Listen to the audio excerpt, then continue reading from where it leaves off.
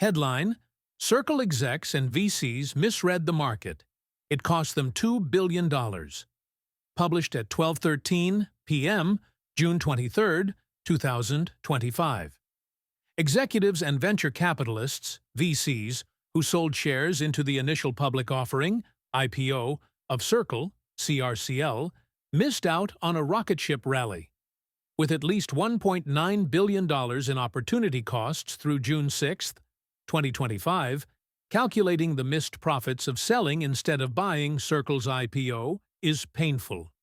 As proceeds for their sales at $29.30 per share, these VCs and executives received about $270 million. Had they simply held those shares for a couple of extra weeks, those same shares could have been worth billions. Circle's chief product and technology officer, for example, sold 300,000 shares of Class A common stock at $29.30. Had he not sold those into the IPO, he would still have shares worth $240.28 apiece as of Friday's close. In other words, selling at the IPO cost this executive $63 million personally in opportunity cost. Similarly, Circle's chief financial officer sold 200,000 shares of Class A common stock at the same $29.30 price. His sale cost him $42 million in forsaken profit. Even founder Jeremy Allaire sold 1.58 million shares at $29.30 during the IPO. Had he not sold, he would have had an extra $333 million today. Circle VCs missed out on 10-figure gains. Overall, VCs, executives, and other insiders sold at least 9,226,727 shares of common stock at $29.30 per share during the IPO.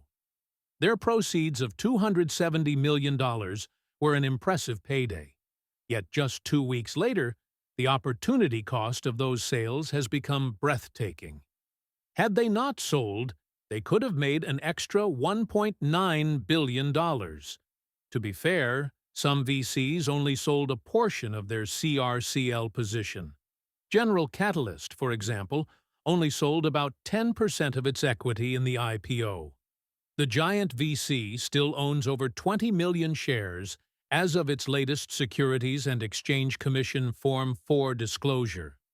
Allaire, similarly, still owns over 17 million shares, plus options and restricted stock.